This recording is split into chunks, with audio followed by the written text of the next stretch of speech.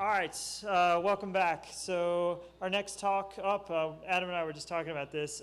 Adam's had the distinct pleasure of being here every year that we've been doing B-Side, so he's been a speaker every single year.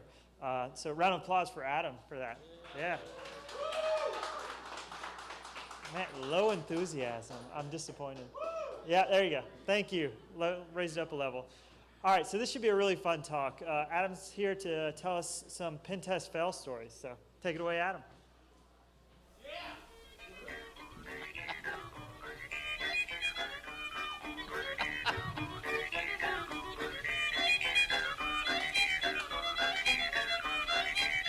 No dancing.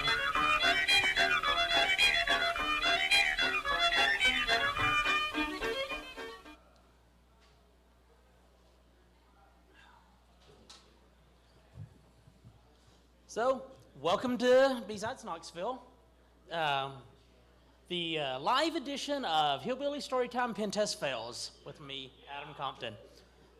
If you've seen me online or at another con, thank you for attending. But this time, I'm going to be up here talking about some Pentest fails, some issues that maybe I or people I've worked with have had over the years with pen testing, maybe some lessons learned that we've learned from it over the years.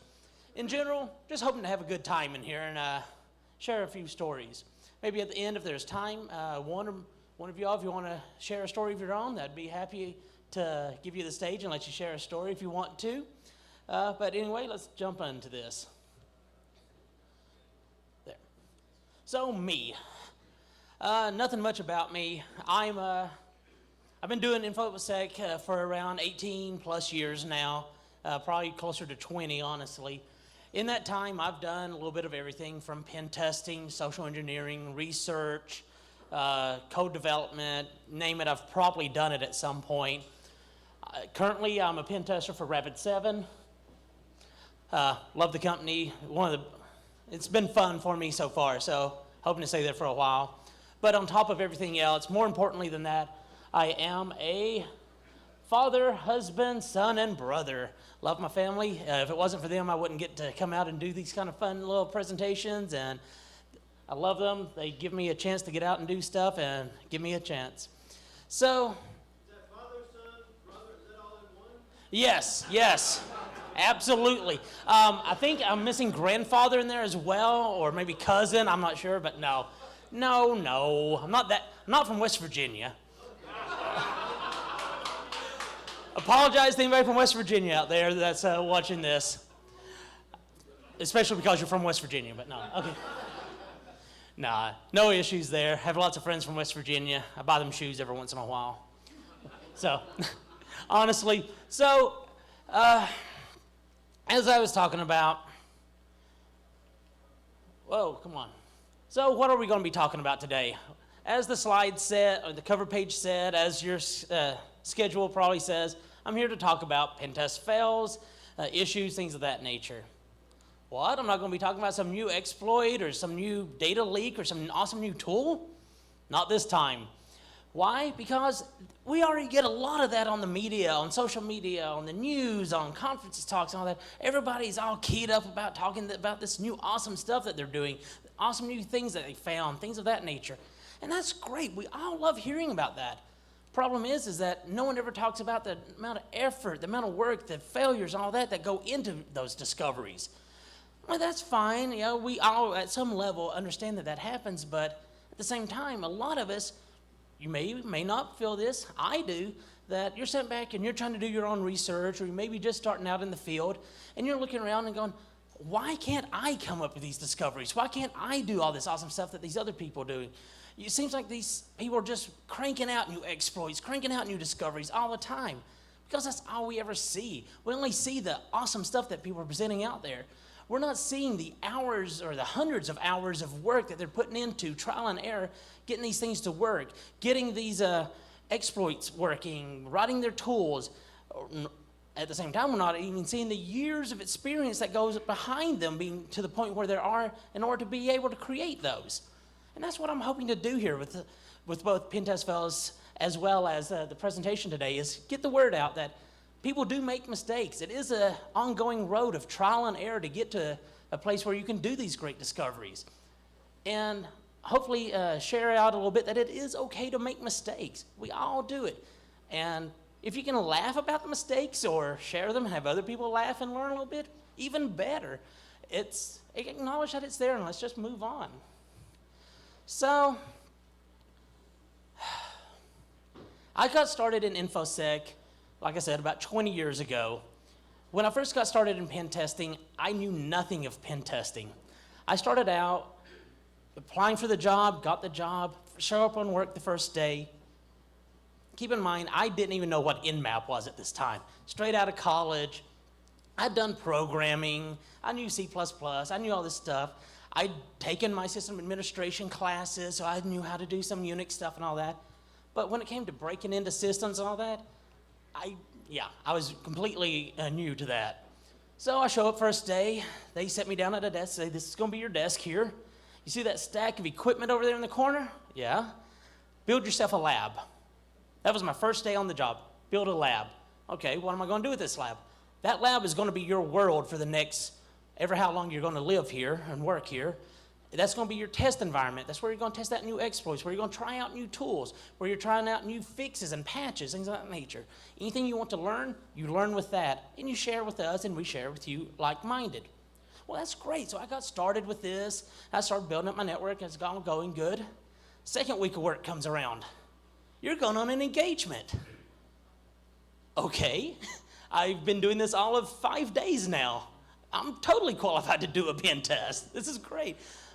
Needless to say, I didn't do so well on that. I didn't burn down the place, but I didn't really make a good showing of myself. No one expected me to, honestly. So, but that was the way I got started. I got thrown in feet first into the fire and said, just go with it. It took me many, many years in order to get to a point where I felt really comfortable that, look, I know how to do pen testing. Do I know how to do all of it? No. And do I make mistakes? Absolutely. Probably on at least a weekly basis, if not more often. But I've learned from those mistakes, and hopefully my mistakes now are less than they used to be, or at least smaller ones, but I still make them. But enough about me. Let's jump into, actually, one more of me. Oh yeah, if you haven't noticed, most of my slides are just gonna be quotes about failure and learning from them, so go ahead and read up. No issue there. But so, I will share one experience of mine that I will attribute to myself. The other ones may or may not have been me. I'm just not gonna attribute it to myself for whatever reason. Maybe it was some people in the audience, maybe it was some people I know, but I'm just leaving those open-ended. But for this first one, I was still fairly new in pen testing. I went out and we were told to do an external engagement. That's fine. Another coworker of mine who both of us were fairly new to the industry. We were told, you're gonna do this external engagement on this long list of external IPs. It was for a very large entity that gave us several IPs and /24s and what have you across the board, which was fine and all. The problem is at that time we were running on SunOS 4 or something of that nature, and well, we didn't know some of the limitations of the operating system, particularly of bin shell and of Nmap. I don't know if these scenarios would still exist, or it still could happen, but at the time they did. BinSH used to have this scenario that if you put a very long string on the command line, it would truncate it at a certain point. Well, why does that come into play? Well, us being fairly new to it all, we kicked off Nmap. We're going to kick off Nmap on a Friday before the engagement. We got authorization to do this just so we can get the port scanning done before we start. Well, we typed it on in there, and we didn't do the -il to do an input file. We just typed it all out on the command line. We typed it out, went way out to it, and we hit enter, and we're like, we're good to go. We're going home. Saturday morning, we get a phone call from our boss, who got a call from his boss, who got a call from some random company saying, why are you scanning us? We're like, I don't know. But come to find out, not only did BinSH truncate the command line for us, as you can see, it would go through and it truncated about right there, so you get octet. Some number. Well, Nmap was very happy to go ahead and take that and append, well, it just saw 3 parts of a dotted octet, so it went ahead and put a .0/24 at the end, assuming that's what you wanted. Well, that isn't our customer. That was some random customer out there on the internet. Turns out it was it was an automotive company, and they were okay with it after we tried to explain what was going on. The end of the story was that we scanned the wrong company. The company was okay. All they asked from it to make everything right was for us to tell them if we found anything.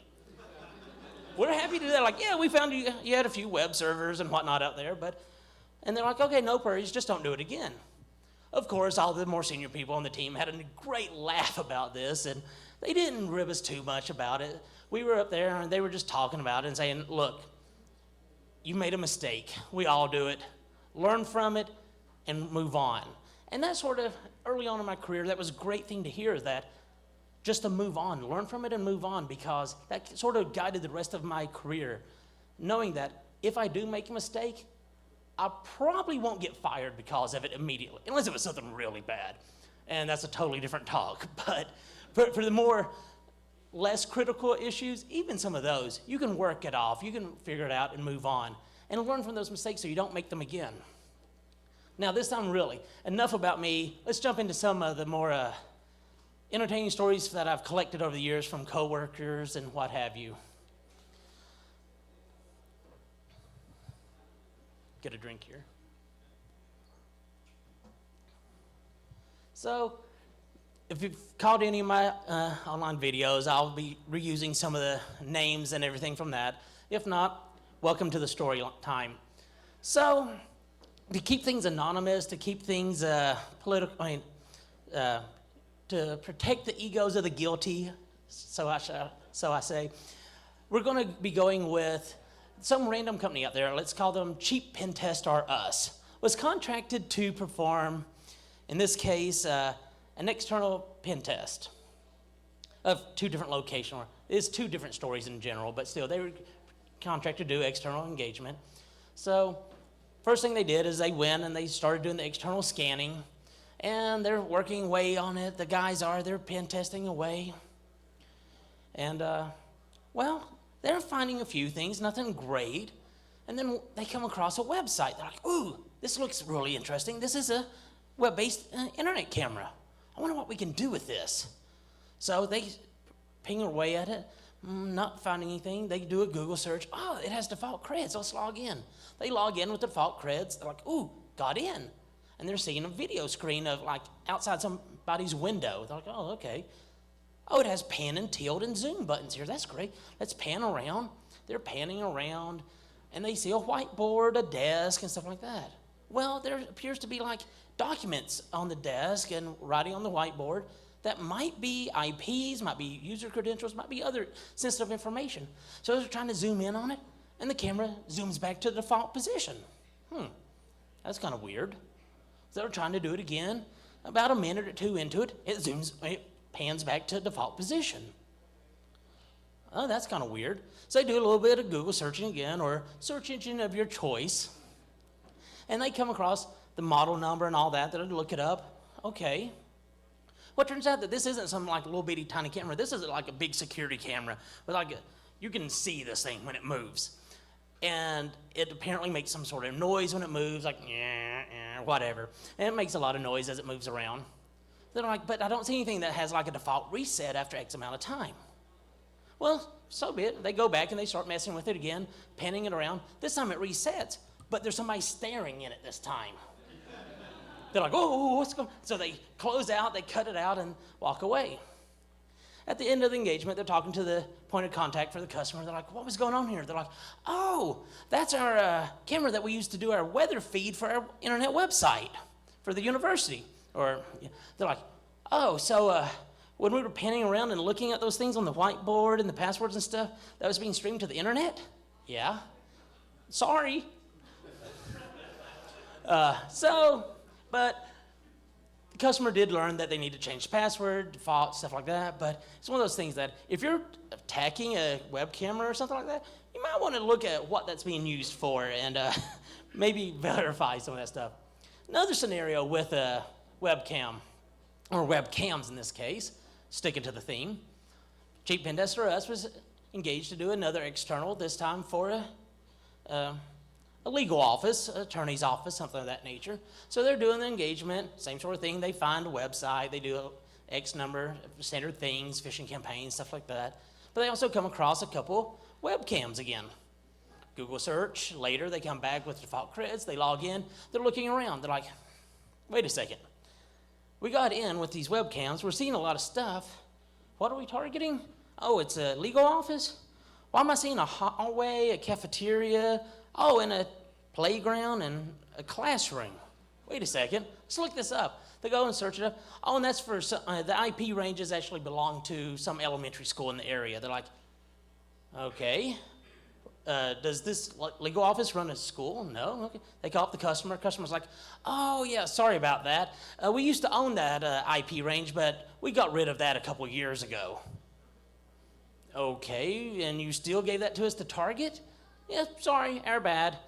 So luckily the powers that be, the upper management, whatever, went out to the school system, and they're like, they just brushed it off, what have you. No issue there.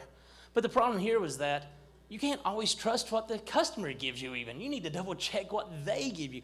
It's enough many times to have to double check what you're putting in yourself and your own commands. Like, is it being truncated or not, as in before? But this time, you can't even trust what the customer gives you. You have to learn from that. And now, myself, I always double check everything if I can help it. Even if I have somebody else on the team, I try to double check what they do. But it's just one of those things. You just learn over time and what have you. Jumping on to the next one here. Another set of stories here. So, it's time to get a little more into the physical realm of pen testing here. So, continuing the theme with Cheap Pen Tester Us. Cheap Pen Tester Us was contracted to do a couple physical engagements. Well, one in particular that I'm going to be telling the story about.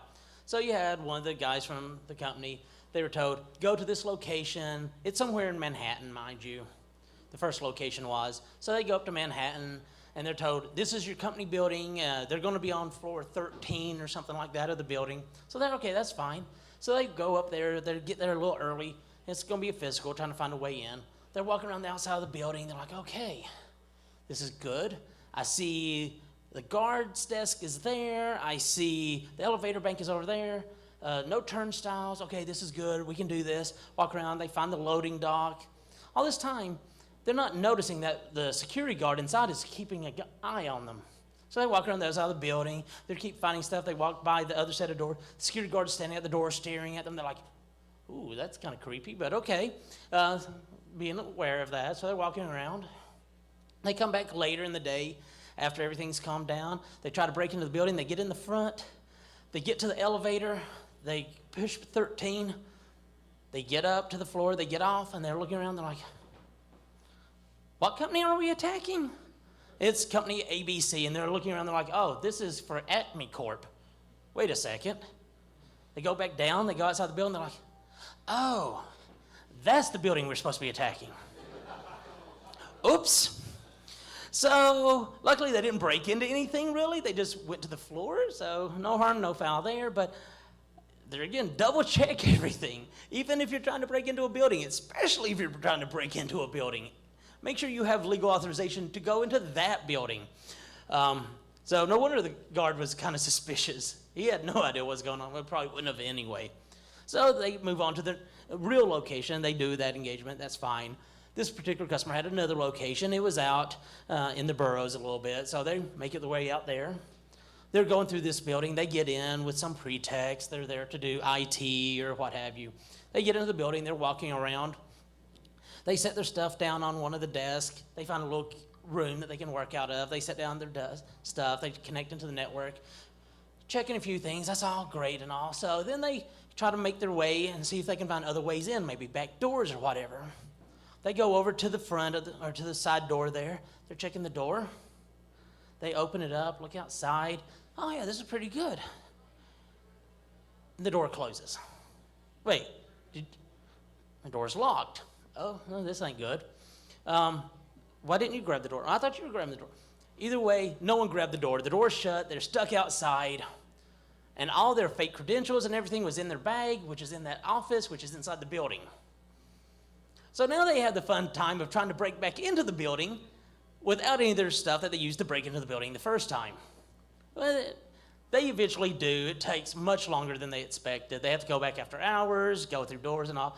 But it's another one of those where no one was communicating that. No one knew what was going on. They were both just goofing around trying to do it. Oh, look, we got in. This is great.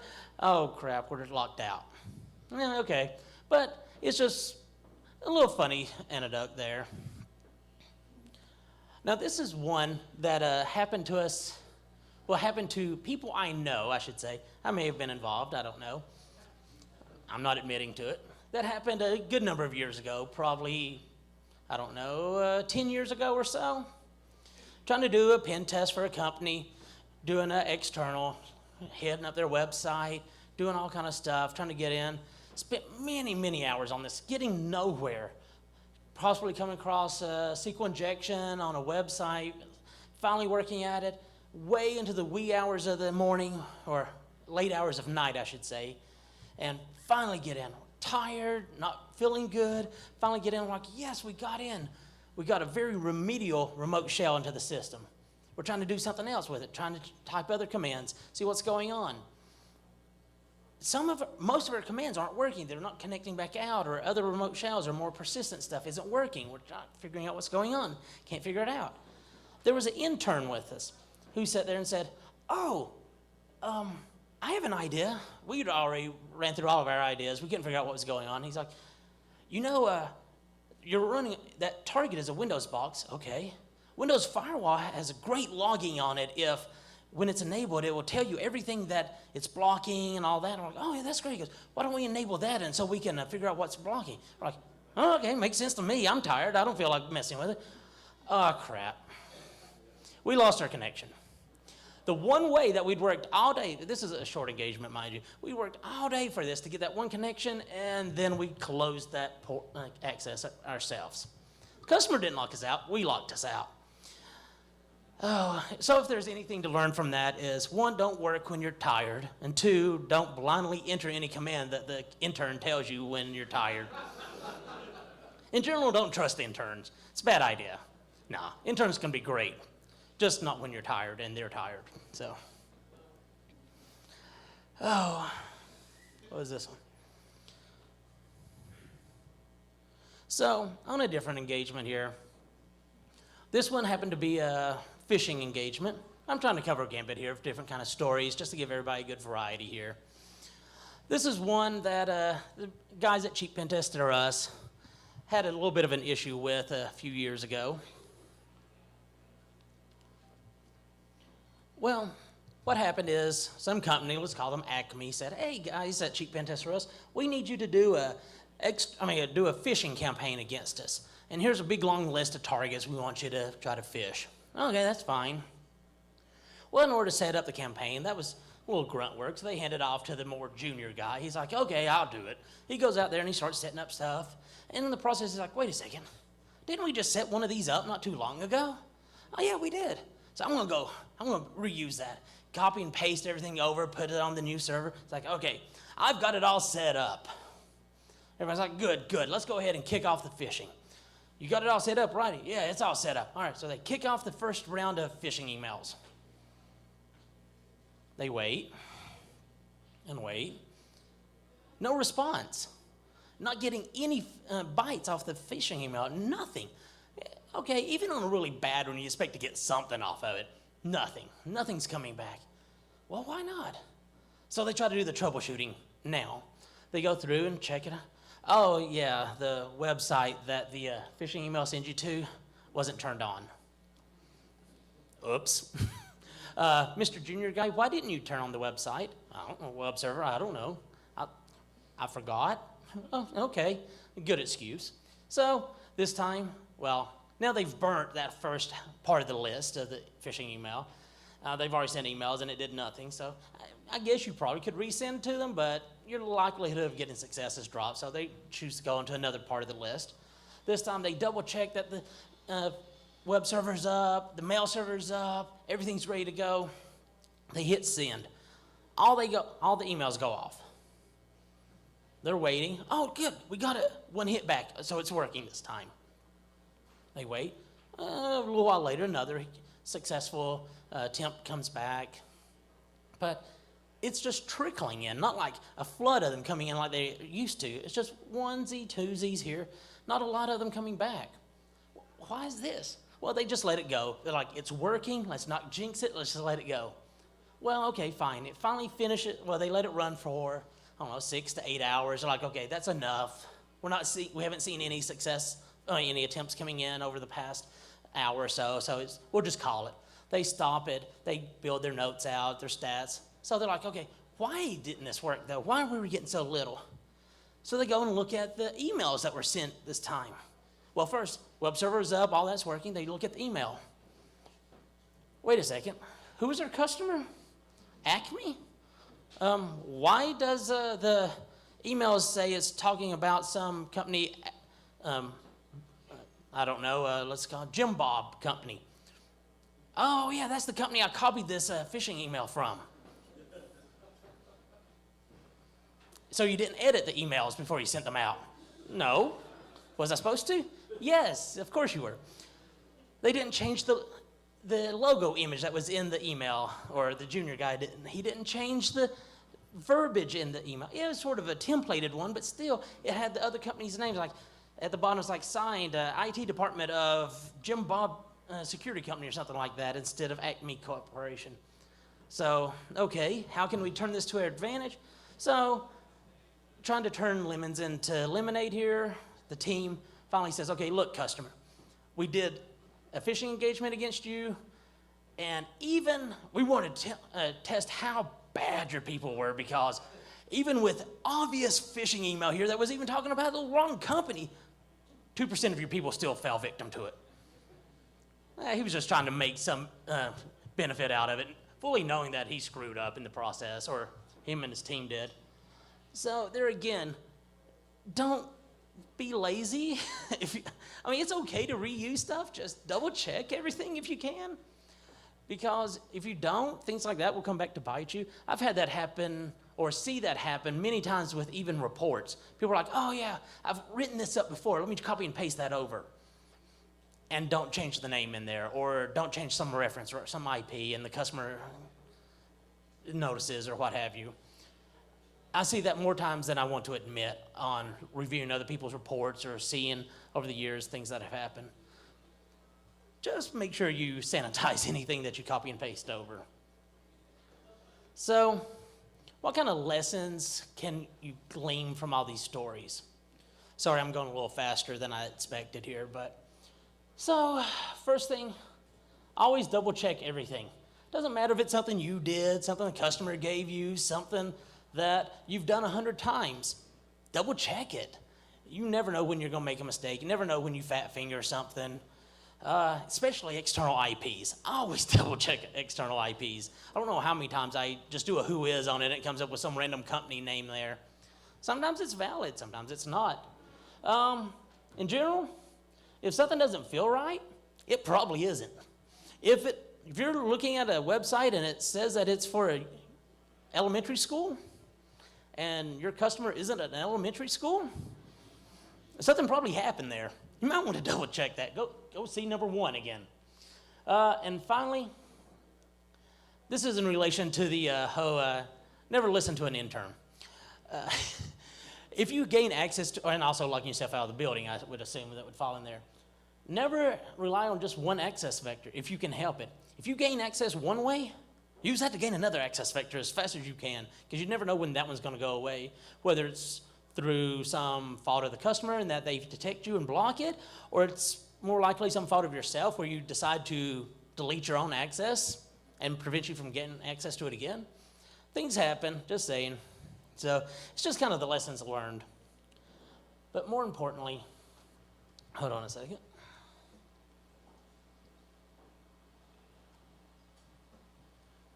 But more importantly, don't let mistakes like that get you down. Over the years, people who know me know that I make plenty of mistakes. I've been doing pen testing for 18-ish years. Over that time, I've made more than my share of mistakes, I'm sure. And some of them have been pretty bad, some haven't been that bad at all. But in none of those cases have I ever let one stop me from doing pen testing. Every time I sat back and tried to figure out what went wrong. Was it a mistake of my own? Was it a mistake of the customer and thus a mistake of my own for not double checking it or questioning it? What happened there? How can I not let this happen again? Sure, occasionally something really bad happens and you're like, oh yeah, I'm probably gonna lose my job over that. But luckily in my case, I've never actually lost a job over that. I'm sure I've come very close at times, but still, even in those cases, even if I had, you stop and reflect on it. What could have I done differently here? And you learn from that so that next time it doesn't happen. And if I get a chance, like I've been able to here today, as well as over the past year or whatever that I've been trying to talk about failures, share those with other people. Yeah, sometimes they're not going to want to hear you up there preaching or whatnot, but if you can twist it into a fun, like, oh, let me tell you about this one time that whatever. People tend to listen to you, and they tend to get a good laugh out of it. And as long as you can keep it lighthearted, people are going to feel better about their own mistakes, too. They're going to feel more apt to go out and share their own. So let's share a little bit of the knowledge out there that things don't just miraculously be perfect every time. You don't just start writing a new exploit and bat your eye and you have the exploit. No, you're going to try to get that working. Well, you might actually get it working the first time.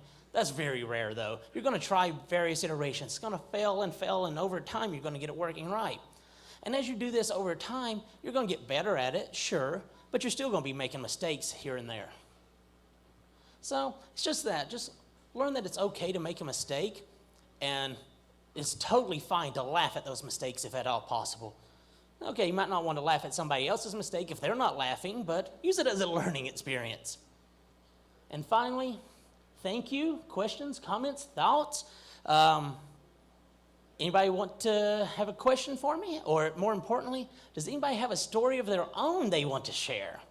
I got a surprise for you if you do. You come on up. Anyone?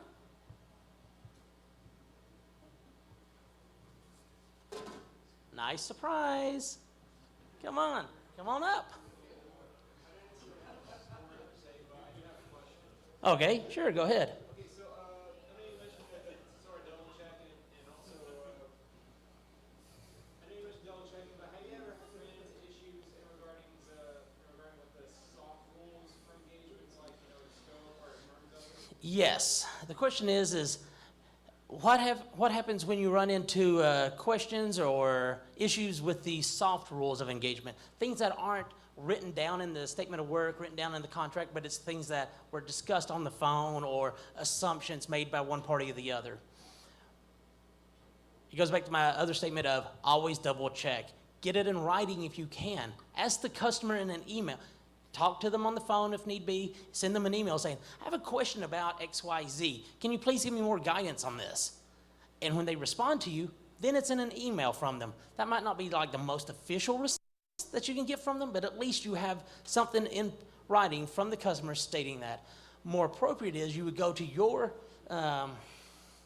project manager, if you're not the project manager, to your point of contact and say, look, we need to have further verification on this, further validation, information, what have you, so that we don't cross some line somewhere. Ideally, those things would have been taken care of prior to an engagement.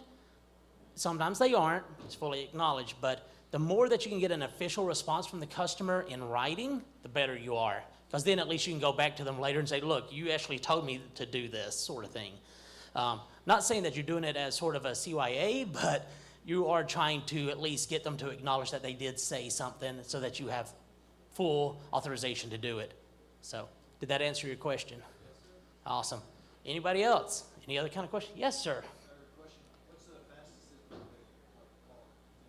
Called on a physical? Well, most pen tests were there with their acknowledgement, things of that nature. Red team would be a little more appropriate for that, where they don't know we're there. The fastest we've been caught, or that I've been caught on a physical engagement would have probably been about 5 minutes. And it was a very, very small office where the receptionist actually had visual line of sight to every office. Trying to sneak by her was not easy. We actually did get by her at first and got into an office and plugged in a thumb drive, trying to malicious, a Word document or Excel document, getting ready to launch it. They use LibreOffice. Why does anybody use LibreOffice? I don't know. No offense to the people who develop LibreOffice. No offense to you, but our payloads don't work against that. So, or at least my payload at that time didn't. But yeah, so that's how she caught us. We were in there going, why isn't this working? And she's looking at us. We're like, oh crap, she's looking at us. Hide. And she goes, can I help you? Like, oh, we were just trying to. And things went bad from there. I had to pull out the get out of jail free card, all that kind of stuff. So, yeah, that was us thinking we were prepared and not being prepared because the customer was using some random software that we were not prepared for at all. So, anyone else? Oh, first, did that answer your question? Anyone else? I love telling stories, by the way, and if I can make myself look like a fool, I will. So, yes. Are there going to be engagements you just turned down? That would be a question for our sales team. I am not involved in that. There's many engagements I would prefer they would have turned down, but I don't have final say in that because some engagements are just, like, they want us to do what? Oh, fine, that's what they're paying for. That's what I'll do. But nah, I haven't ever turned down an engagement myself, but I'm sure our sales team have, and I can't really speak to that. I apologize. But yeah, there are always going to be those ones that even if they didn't turn it down, you're going to be then the consultant or whatever doing it, and you're scratching your head like, why are we even doing this? Like, I had one engagement where the customer, for whatever reason, there was probably a history to it. We were supposed to be doing an internal pen test. Instead, we ended up doing an internal vulnerability assessment. No, we ended up doing internal ports. Not even. We were scanning 4 ports internally, and we couldn't even check. One of them happened to be like anonymous FTP. We were not allowed to check if anonymous FTP was actually open on there. We had to ask them, get permission, and they would tell us, oh, you can check on that one IP there. There's an example. Like, why are we even doing this? You're not getting any benefit out of this, and those kind I would prefer to turn down, but they're paying their price, and we're there to do the job, so we work within that. It was officially scoped that way, so we're good. But yes, sir. To protect your ego, do you have any stories, not just your own, of disastrously breaking the customer something or other? There might have been a scenario. There's been several scenarios where things have just went wrong. One in particular was doing an engagement for a company that has a large warehouse with large label printers in it. Like, I'm talking like sort of label printers that are like 4 feet wide sort of thing. Doing the internal pen tests, scanning around, doing stuff. This was years and years ago when some vulnerability scanners might not have been as sensitive to printers and things of that nature as they are now. Scanning away, I'm just there for like 6 hours. I'm jumping site to site, and I scan, and I'm almost done. By the time I'm hearing phone calls and yelling and all going around, and they're walking around, and I just hear in the background, like, oh yeah, it won't stop printing. Oh my goodness, turn it off, and then they walk in there, they're like, are you about done in here? I'm like, oh yeah, I'm packing up right now. They're like, okay, yeah, we have an issue we're dealing with, and yeah, if you're fine, go ahead, and we'll talk to you on phone call or email later. I'm like, all right, bye. Most likely it was me. I can't attest that it actually was me. They didn't question me about it, but yeah, that's one scenario. Another one was doing an internal pen test. A company that had multiple locations, command and control is where the pen testers were. There's warehouses out that do, or manufacturing plants that are out. All communication went through a central processing system on the headquarters side. Start the pen test first up front. Is there any systems that are very delicate, should not be scanned? No, we're good. 15 minutes into the scan, everything goes down. Nmap took down a port scan, not even the version scanning, just port scan, took down that messaging system. Site was down all sites were down for an hour, costing them all manufacturing for an hour, yelling, why did you do this, blah, blah, blah. You told us everything was good. And finally, one of the system admins that are like, oh yeah, we told you that, yelling at their own management, we told you that was a bad one, and you never listened to us, so we told them to go ahead and scan it. Thank you for making us the bad guy now. Well, luckily, they were still mad. The upper management was still mad that we took it all down, but at least they had to acknowledge that it wasn't our fault. We were set up to fail on that one, but still, those are the kind of things that tend to happen. So, was that a good enough story for you there? Anyone else? Anyone else? Yes, way in the back. Aside from just breaking stuff, have you ever had something that was just glaringly bad? Some giant security vulnerability you found? Yes, and I'm going to play safe on this one and go with an engagement that was years and years ago. I'm talking 15 years ago. Working for a government research facility. I'll leave it at that. It was both government and civilian operated, but it was a research facility. Doing an internal scan, come across, they had a bunch of Unix systems on there, SunOS, something like that. And they were exporting / read write to the world. Okay, that's great. Oh, I forgot to mention these are accessible from the internet. Why are you doing this? Oh, we have researchers around the world that need to access the system. Okay, why are you sharing out root / to the world? Well, we don't know where they want to access or what data they want to write on there. You know you shouldn't do that, right? No, they need access to anything. Well, we're telling you shouldn't do that. Well, we're not going to listen to you. We're going to leave it like that anyway. Okay, it's your network. It's your data. You do with it as you wish. We could just give you all the recommendations we can. That was probably the worst one I've ever come across as far as that kind of environment, but we have come across several others where, especially on internal, you'll be scanning the network and you'll find some random web server on some random port that just gives you a text box, or like a little text field with a button beside it that just says okay. You type in ls, you hit enter, you get output. Type ID, hit enter, root. Oh, that's nice, you gave me a root shell. Why? Or better yet, you do the same customer year after year, you go back to the same exploit that you put on there the previous year, they haven't cleaned it up even after you told them exactly how to, or you created an account and they said they would clean it up and they didn't, so you gain access immediately when you get back. Why this happens? It happens it happens enough that I can joke about it. So, and I'm sure if any of you are pen testers, you probably have come across that same sort of scenario. So those are cases where we haven't really broke things. It's just we gained access really easy, or we just saw something that was just that horrendously unpatched or misconfigured, sort of thing. Anyone? Yes. We actually had an instance where we were doing a security assessment on a new application, and it had just gone into production 2 or 3 months earlier, and a cross-site script just doing exploits and testing caused it to dump all database. Oh, that's nice. Yeah, you will occasionally come across things like that, or I hate to say it, just the old joke of how do you check for a SQL injection? You put a tick in, hit enter. I've done that, and it actually let me into a couple of sites over the past couple of years, and I'm like, have we not taught people enough on how to do input sanitization? Apparently not, but that actually worked. It's still kind of surprising, but for example, I still see MSO 8067 on networks. Why? I still see NT40 systems on networks. Well, I don't understand this, but they have to have their reasons, I'm sure, but I am yet to figure out why. So, let me see. I think I'm about up on time there, so if anybody has one more question or what have you, yes, go ahead. Any suggestions maybe from the system side or the security side? As far as how to not make mistakes or what to learn from?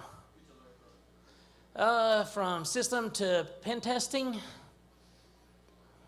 trial and error, honestly. I would go back to what I was given when I started out. Build a lab.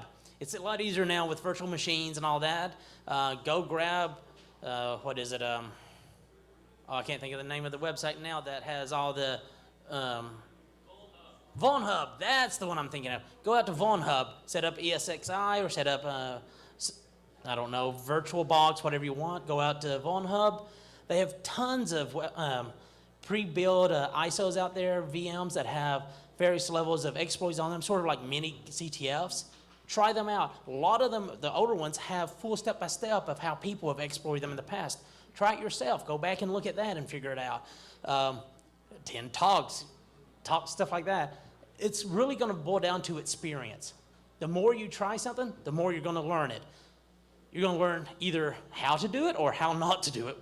Either way works great. So that's my best suggestion on how to transition from like the system engineering or system admin to pen testing is you already know some of the basics in the background. Just go ahead and grab these other vulnerable systems. If you're more of a Windows guy, stand up some Windows systems and older systems and just try to hack away at them. Try to build your own AD, and if you can, or AD tree and all that, and try to go at that. Just try to emulate a network and go after it. The more experience you get, whether you gain access or not, you're going to learn from it all. So, and thank you all, and I think that's about time for me, so thank you, and have a great day.